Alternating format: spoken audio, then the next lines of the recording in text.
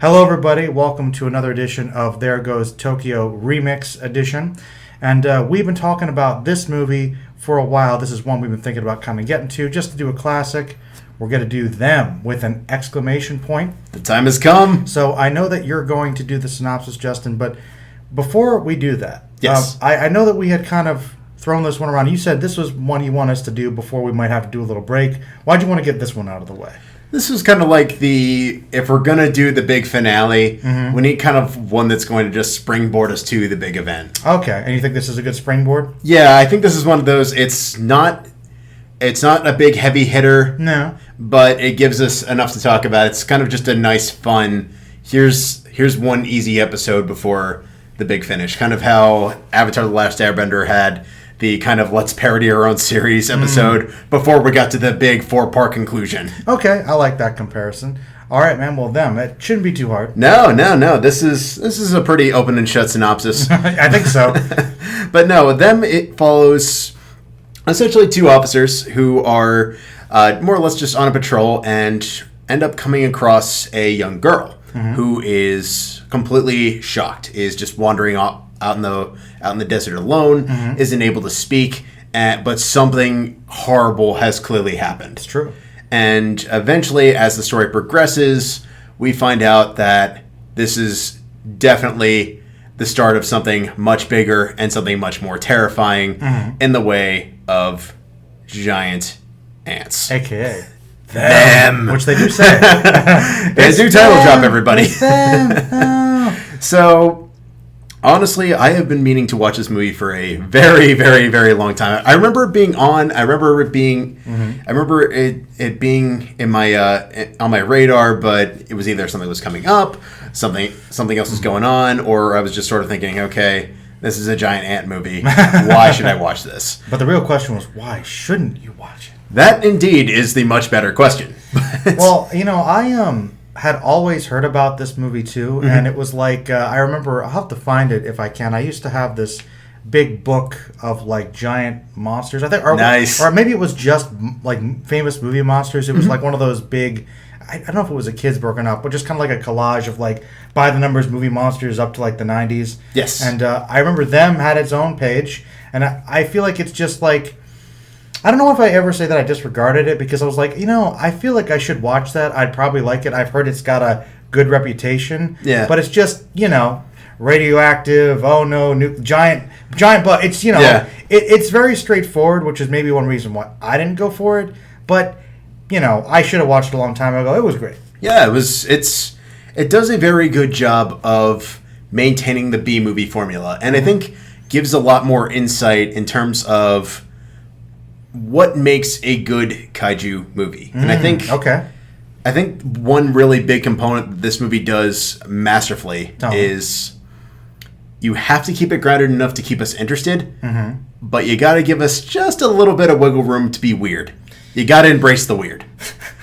Well, one thing that really surprised me about this movie. Go on. Was that I went into it thinking, okay, this is probably going to be really cheesy. But for the most part, the movie kind of plays it really straight. Yeah, it feels almost like something you would see on like a cop show or something like that. Yeah, like when it starts out, it seemed like it was an episode of Dragnet or something. Exactly. Like investigating this missing persons case, a murder. Yeah. That's what they think at first. Like, but who would have caved in the house? And the movie just has this very serious tone. Like, it doesn't get over the top. You don't have a lot of people going, in front of the camera. Like, it's not... It's surprisingly restrained. Like, it's more of a horror movie, really. I would echo that. And I think one of the things it does really well, I would argue it's quite possibly one of if not the best paced kaiju movie we've ever reviewed. Oh, yeah. Because this movie finds a way to immediately hook your intrigue, but embraces the mystery of it. Why is this girl wandering around the desert alone? Spoilers. What? Spoilers, bigger things going on. The bigger thing. What's all going on? What may have caused this? Where is this going? And it just finds these really nice human moments and, again, flirts with the weird to find good ways to make it escalate and make us more invested as the story goes along. I thought that was such a cool component, and it just really flies, and it just goes so smoothly. There's like the ants. They fly.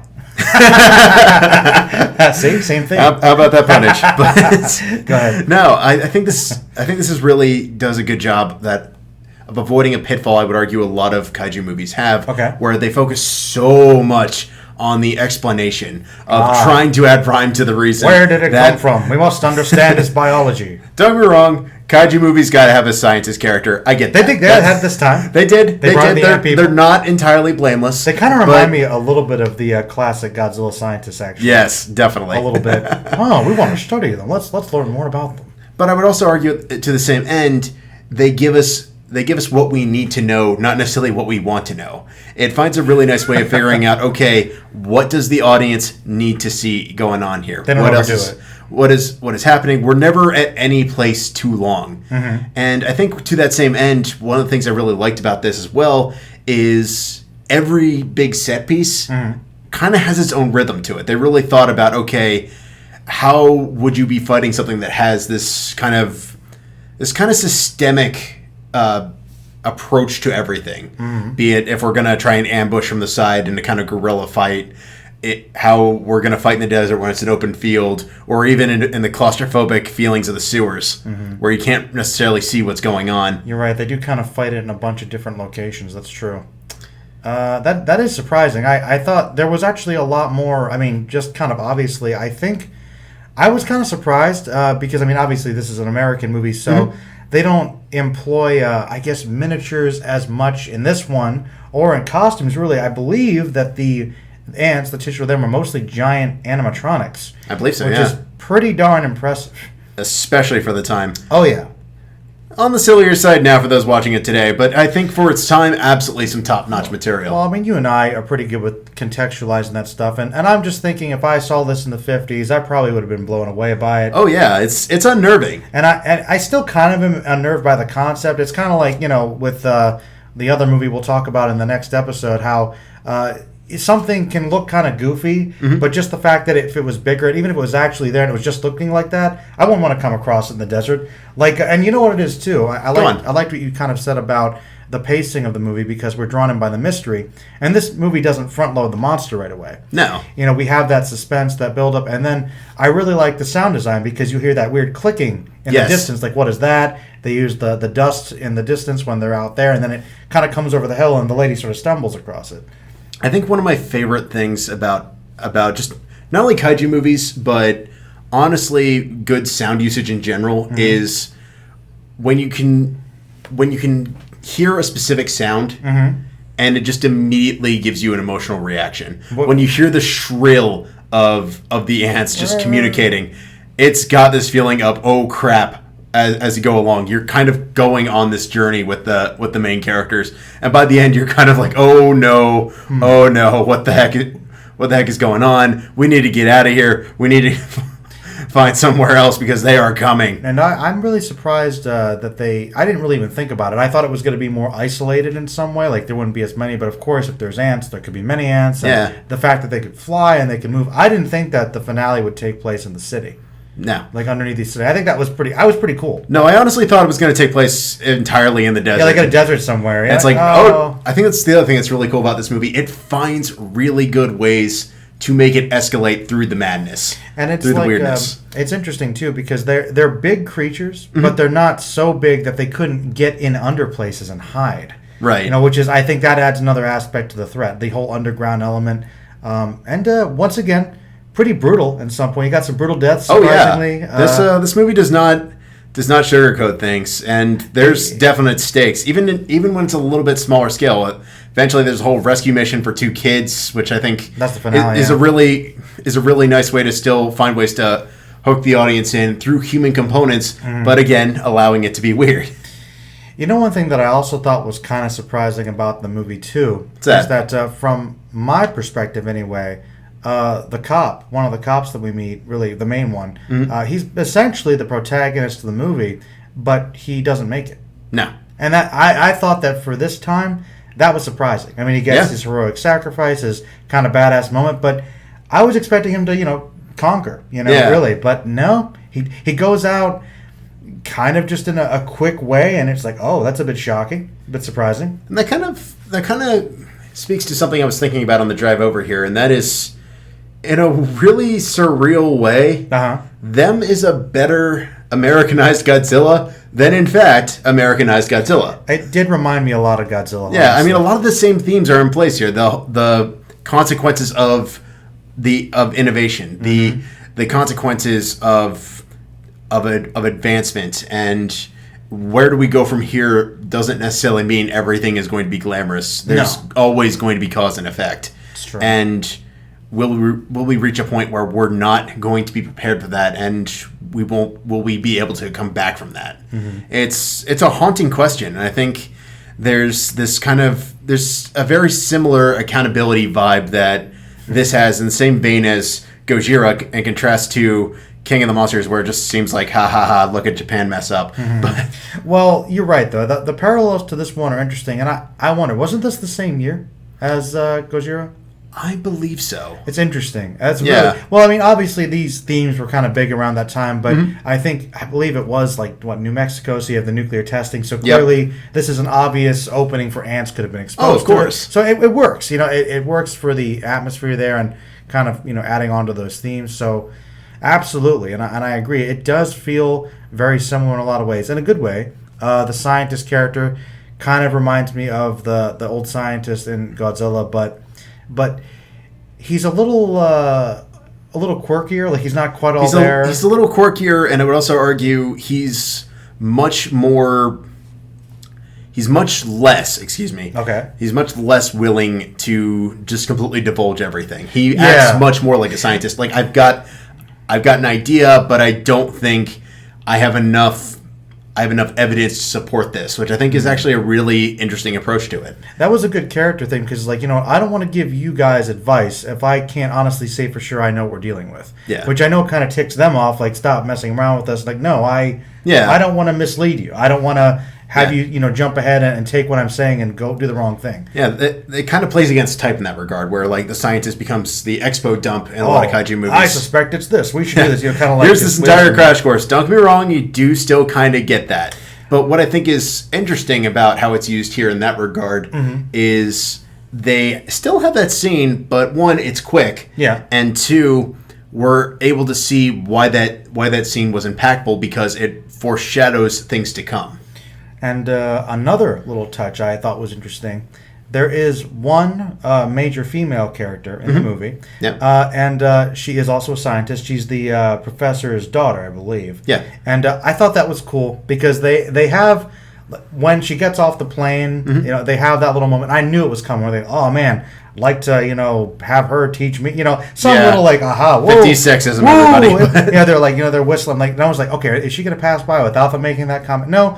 But to be fair, this woman is meant to be competent. She's a member of the team, and people are kind of like, "Oh, this is no place for women." No, I'm going in there. Yeah. I'm going to go in the tunnel, and I thought that for a movie like this, that was really progressive. Yeah, I would agree with that, and in a lot of ways, she's a lot more charged forward than a lot of the other people. Yeah, than a lot of even sometimes the main characters. Which I thought that was good. I'm not saying there weren't strong women in film before that, but just in a kind of a cheesier sci-fi movie thing, she's like, and that would be what she's regulated to. But also, like in Gojira, there had some strong female characters there too. Although I guess that one was mostly romance, but still, it was still fine. Well, what I think is interesting about how them and Gojira does it is they both kind of explore the events from a bunch of different angles.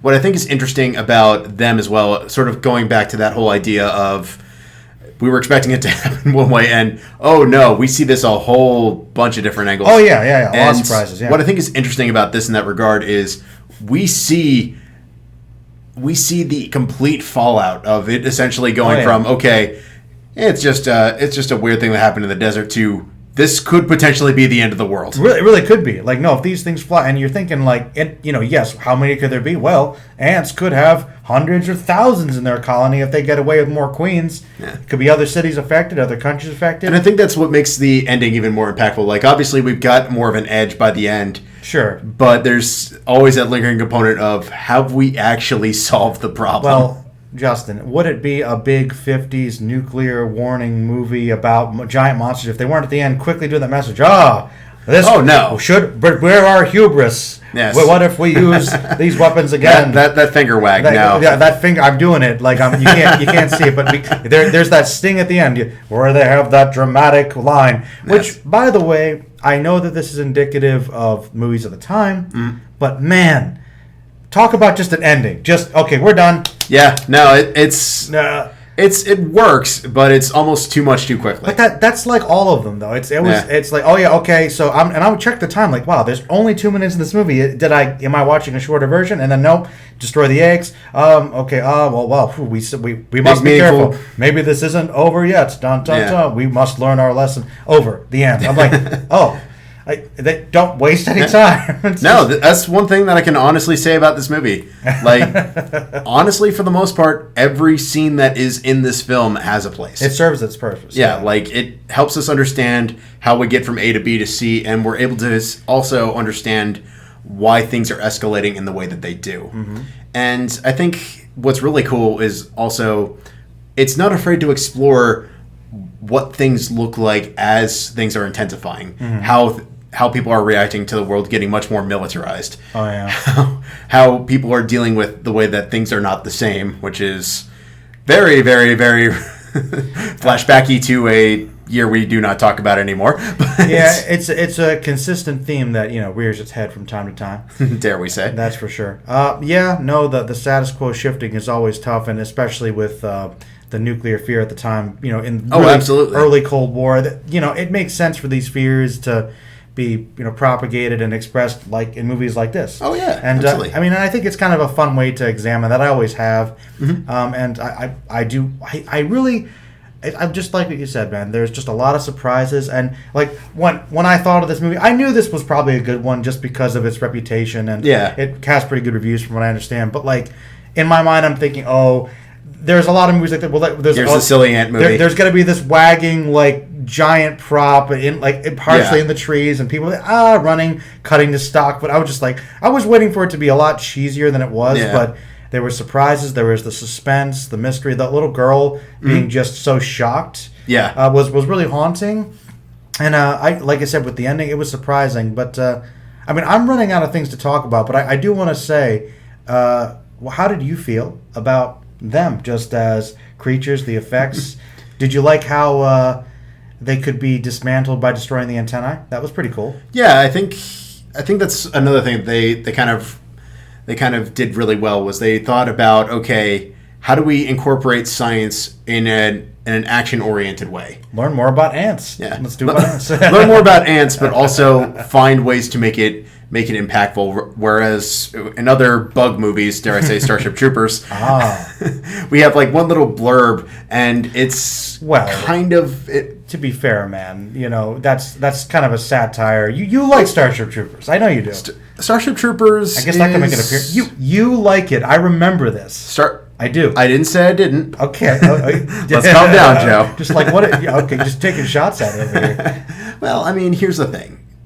Starship Troopers, as you mentioned, is supposed to be satirical. Sure. But at the same time, Starship Troopers is also trying to be is being a satire film through a war film lens. Yeah. So with that, you have to propaganda. Yeah, you have to find ways to explore the idea of, okay, what's going to give the big heroes the edge, and we get a little blurb on that, but for the most part, it's just back to the goofiness. Is that a movie that could make an appearance at some point? I guess technically I could see it. Starship Troopers never really went away, and people have been talking about rebooting Starship Troopers pretty much for as long as I can remember.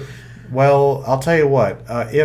If they do reboot it, I know this has already gone off the rails now. No, that's fine. I would like to see them do a more faithful recreation of the book, which was actually serious. Yeah, even the anime in that same regard. But it was a good anime. Yeah. Yeah, but I think where the two tie together is them kind of sparked a whole era of bugs are the big bad, fear the bug, and I think part of the reason that works so well is going back to that idea of we need something grounded in realism. People don't like bugs. A lot of people are spooked out by bugs. It's true. There's this group mind mentality, and you can see that whenever you're out in the woods or picnic. Yeah, here are these swarms of ants going after things or using acid, and we've seen that before, and that scares us more in context. Just instinctually.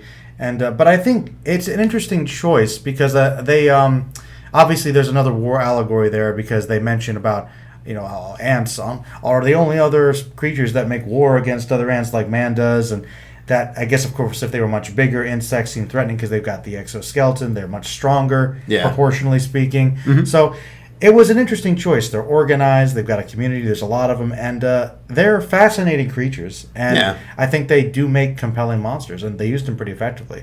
Yeah, I think if it was one of those they didn't completely own up to the seriousness of the film, it probably wouldn't have been as effective. No, I think that they were pretty effective, and this is the thing. I think that the special effects were great. I think they did really well, but definitely, I understand the limitation. But I kind of wish we saw more ants. Even if there was like a shot, kind of like a blue screen shot into the colony where there was a bunch in the background, that would have been nice. We only ever see like a few here and there. Yeah, I feel like this is one of those that would benefit from a, dare I say it, King Kong style reboot. Reboot? Okay. Yeah, where it's not necessarily saying, hey, don't watch the 1954 movie, but rather, here's what we're able to do now that we couldn't then. And I do think that seeing thousands of those big ants would potentially be a different movie. Absolutely. So that could be something new. Did you think that the ants were adorable in their own way? I had the feeling you were going to ask me that question. I love that it always keeps coming back to are they adorable? Because that's the thing. With these older monsters, like they are creepy in a certain sense, and I certainly think so. But could you kind of like look at it through the lens of like, oh, that's adorable? Could you sabotage in a way, a little? Yeah. I mean, obviously. I mean, like I said, I still especially when it's like the first encounter where it's like, oh, look at the little thing with its bouncing antennas. Yeah, exactly. Yeah, they're little fuzzy. They got little hairs. I was gonna say they almost look like bunny ears. Yeah, and when they shoot the antenna, that's like the worst effect because it's just kind of hanging loosely. Yeah, I was gonna say it kind of looks like a pipe cleaner. Yeah, it does. It looks like they got giant pipe cleaner ears essentially, and like so I'm like, okay, that's cute. It's like reminds me of Mothra a little. But here's a little thing for you. I always thought that Them was a colorized movie for some reason. I don't know, no real explanation, but I always assumed so. Mm-hmm. Do you think that a colorized version of this might be cool, or would it hurt the effect? So I was doing a little bit of research, not too much. So if I'm way off on this, folks, any of our more dedicated listeners, let us know in the comments. Let us know, and I apologize if I'm off here, but I believe they were considering that, and then they thought that okay, this movie would benefit much more from black and white, which is why the opening title drop is so punchy. Mm-hmm. Is the fact that like this is the only color scene in the whole movie. And it's kind of like blood. Yeah, that's true. That's right. And no, that was an effective title. And I think black and white often works well for horror movies and stuff. So it's fine. It might also hide some of the effect issues. Yeah. No. Okay. Last question I can think of. Go on. All right. I think that we both agree that one of the biggest strengths of the movie Go on. is kind of piling on the mystery and the suspense and then building upon it initially. Mm-hmm. Do you think that this is one of those movies that kind of is sabotaged a little by the marketing and the obvious poster revealing what Them is and the selling point being giant ants? I mean, to be fair, you got to sell a movie? In the 50s, you have to sell a movie. I mean, even Mothra, if you look at the marketing way back when. Mothra. Yes. I mean, I feel bad about the Mothra marketing in that particular point in time because it kind of is misleading. What did they say it was again? Remind me? It's like, oh, you can't kill Mothra. And it's like, Mothra's not technically the villain. That's true. Man is the villain. Yeah. Evil business guy. Yeah. So, I mean, yeah, you got to market a movie. I don't know how you could really market them without saying what them are. I guess... All right, well, I know that old trailers will sometimes kind of have, oh, you won't believe how terrible it is, and they won't show you what it is. Some old trailers did that. Yeah, so like... maybe word of mouth, like, oh, I don't know. Well, I mean... Maybe not the poster. Think alien marketing. Mm-hmm. When I was a kid, most of the alien movies kind of hid the marketing pretty well. Mm-hmm. There was just a weird egg. You didn't know what it was. You didn't know what it did. Sound design, crafting egg. Yeah, you just saw this weird little egg-shaped thing on the box, and you were just thinking, okay, what could this mean? And that's why when it came out, it was really, really scary. Well, I mean, and I guess that might be... I think that's similar to what I'm saying, and it was sort of an art to it. Actually, the trailer, the original one for the first Alien, is I think one of my favorite movie trailers because you're right. It's just kind of like holding on the egg, kind of like the poster. You've got that weird ambient noise, and the narrative being like, "What is it?" Deep in space, and then the slow crack, and then it's just a bunch of really quick cuts of the movie and people running and screaming and rah, and you're like, and then cuts to space again, and it's just like very effective. Like it seems creepy, and I have no idea what's happening. I think that's why that franchise kind of got away from itself, because eventually we all know it got back to, okay, well, everyone knows, so there's no point in hiding what the big bad is anymore. Then it's Alien Covenant, where big alien in broad daylight, smashing things. It's like it is a creepy monster, but it does lose something when it's in the not in the shadows anymore. But the difference here is there's really nothing for them to hide behind in terms of what is the big terrifying entity. How about this? Maybe they could have had a poster that had like a shadow that maybe partially showed something, so it was big, maybe insect-like, but we don't know exactly. That's true. Something. Yeah. I don't know if that would have brought people as much, but I don't know. Just obviously with a modern lens, I think that could theoretically sabotage it. But even considering that, I thought the suspense was good because it just wasn't. Yeah, I mean, this movie is a monster movie. Feels like a monster movie, acts like a monster movie. Mm-hmm. Why hide the fact that it's a monster movie? Mm. It's a movie called Them. I mean... Yes, it's about them. Yeah. And it delivers. There was another character, and I watched this a couple days ago, so I don't remember. There's the scientist and his daughter. Mm-hmm. There's the two cops, one of whom dies really soon, and the other one dies later. There is like another guy who sort of is shoved in to be like the love interest, right? Ish. And it's weird because they sort of kind of try to make him like the main character, but no, the cop's the main character, and I don't know. I thought that was weird. I thought they were kind of sharing the role of male protagonist, I guess, but they weren't sure what to do with it. I guess it was. I guess they wanted to give the more handsome guy the girl to get. I don't know. That was sort of a weird minor thing, but I don't know. I thought that was kind of oddly handled, but it was one of those. I feel like you could have been in. It was sort of in that same vein as. Beneath the Planet of the Apes, where Charlton Heston didn't really want to come back, but they sort of met him in the middle. It's like, I'll show up at the beginning, I'll be back at the end. Mm-hmm. The other guy is clearly supposed to be Charlton Heston, but we kind of got to make him his own thing, but he's not. That movie was... That's a whole different video, folks. Yeah, we talked about it on my one Planet of the Apes thing, but what a strange viewing. All right. Yes. Well, I think that Them has definitely branched into other conversations. It has, but... Which is fine. I think it's all-encompassing. Oh, it's all good. That's really all I can think of. We actually kind of drew more out of this well than I thought. Any final thoughts that you can bring, or what? No, I think this is just sort of a movie that knows what to do with a creature feature. It really does think about... There's ways to find social commentary. I've heard a couple different theories out there. Okay. If you're into like hardcore media analysis, I definitely recommend a few of them, because I can't say I agree with all of them, but I like the arguments being made, and I think it also kind of ushers in something that's kind of always been on my mind of, okay, Godzilla's iconic. Godzilla is famous, but I really do want the kaiju genre to come back, but I don't feel like it has to be all Godzilla all the time. I feel like we haven't quite cracked that in American cinema, and I'm still not entirely sure what that's going to take. That's weird. I think Pacific Rim tried. I'm still at ends in terms of what does and doesn't work with that. I know they're really, really, really trying to bring it back from the dead. I think they're breathing life into something that's long since passed. Well, I think that what they probably should do is kind of take an example from Them and just classic monster movies. Like people in the U.S., we like monsters. I mean, you like your slashers, your ghosts, and people do like the giant creature. Like, just as an example, Eight-Legged Freaks, people enjoyed. So like there is. It's ridiculous, but it's fun. Yeah, like people enjoy that, and people did like Starship Troopers, but I think that. So Arachnophobia. Arachnophobia. Yes, people do like their beat creature features. Like that's never really gone away. I just think it's like on a certain scale, it's always been regulated to silly B. It's never quite gotten there. I think that what they should lean into is kind of what they've done is just really go into the horror aspect of it, like Cloverfield.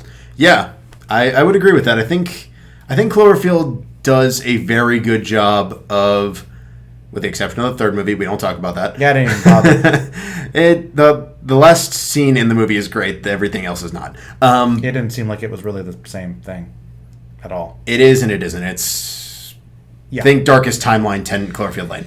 Brent, tangent over though. Sure, maybe another time. Yeah. But no. I think what Cloverfield does well, at least with the first two entries, is it is willing to be mysterious. It's not afraid to make you ask questions. Oh yeah, suspense. And I think that's sort of the crux of what makes them work. Is it isn't afraid to let you just sort of watch the scene and think, man, what the heck is going on? What is that? Where all of a sudden are we getting giant freaking ants, man? What are they doing? What are they going after? Like, what happened to this girl? All these different questions, and that sort of builds the intrigue, the curiosity, and I think that's something that I would argue just the general nature of the thriller needs to get back to. The idea of we don't have to explain everything. No. We can be mysterious. We can make you want to ask questions. It's okay to talk about things. Well, that also just makes things creepier. Absolutely. Like if you're going for a horror element. Embrace the atmosphere. Absolutely. And I think that's something Them does very well, especially early on. Mm-hmm.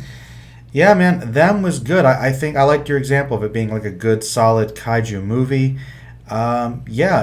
We didn't really have too many issues with it. It's good. No, I mean, there's things I think could have been better. Obviously, there's things from a technological perspective I think would have been benefited in a different time period. But I think this movie really does use its space well and figures out how to manifest its space in new and unique ways. I agree. Yeah. All right. Well, I'm going to say that's it for this episode, but we'll be having another one. Next time, we're going to be talking about a film that we've been wanting to discuss for a while because we somehow missed it. It's going to be the big Shin Godzilla, which, would you believe it?